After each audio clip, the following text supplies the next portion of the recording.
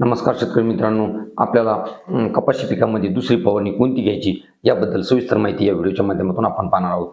साधारणपणे पहिली फवारणी झाल्यानंतर 15 दिवसानंतर आपल्याला दुसरी फवारणी घ्यायची आहे. म्हणजेच आपलं कपाशीचं पीक हे 45 ते 50 दिवसाचं झाल्यानंतर आपल्याला कपाशी पिकामध्ये दुसरी फवारणी घ्यायची आहे. आता ही फवारणी घ्यायची तरी कशासाठी?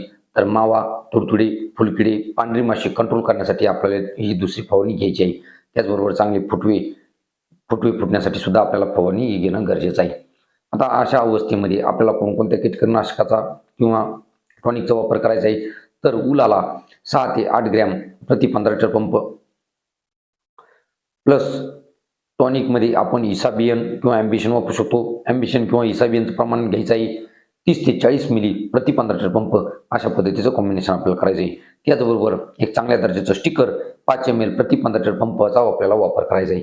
अशा पद्धतीचं कॉम्बिनेशन घेऊन आपल्याला फवारणी करायची आहे. शेतकरी मित्रांनो, निश्चितच आपल्या कपाशी पिकाचं वेगवेगळ्या कीटकापासून संरक्षण होण्यासाठी फवारणी उपयोगी पडेल. तुम्हाला व्हिडिओ कसा वाटला, आवडला असेल तर लाईक करा आणि आपल्या कापूस उत्पादक शेतकऱ्यांना पाठवले विसरू नका. धन्यवाद.